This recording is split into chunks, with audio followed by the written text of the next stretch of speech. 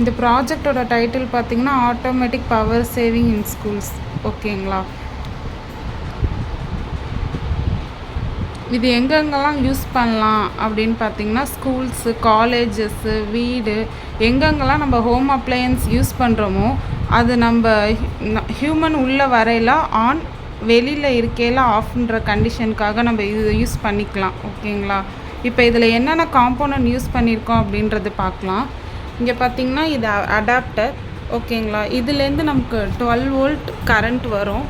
இங்கே வந்து power supply board use பண்ணுறோம். இதில் வந்து நமக்கு ஐசி 7805 அப்படின்ற ஐசி மூலயமா நமக்கு 5 வோல்ட் கன்வெர்ட் ஆகி நமக்கு கொடுக்குது இந்த பவர் சப்ளை போர்டு.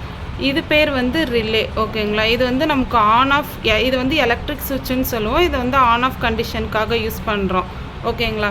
இங்கே உள்ளுக்குள்ளே உங்களுக்கு வந்து நமக்கு ஒரு சென்சார் வச்சுருக்கோம். இது பேர் வந்து ஐஆர் சென்சார்னு சொல்லுவாங்க. ஓகேங்களா? இங்கே வந்து நம்ம ஒரு லைட்டு, ஒரு ஃபேன் யூஸ் பண்ணியிருக்கோம், அதாவது அப்ளையன்ஸ்க்காக. இப்போ நான் இந்த கிட்ட வந்து உங்களுக்கு எப்படி ரன் பண்ணுறதுன்றது ரன் பண்ணி காமிக்கிறேன். நம்ம அடாப்டர் சுவிட்ச் ஆன் பண்ணோன்னே நமக்கு வந்து இங்கே 2 லைட் எரியும். ஓகேங்களா?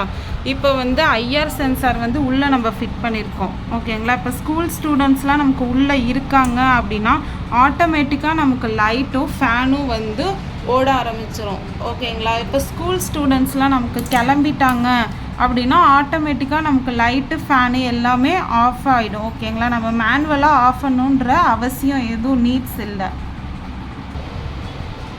இவ்வளோ தான் மேம் நம்ம கான்செப்ட்டு.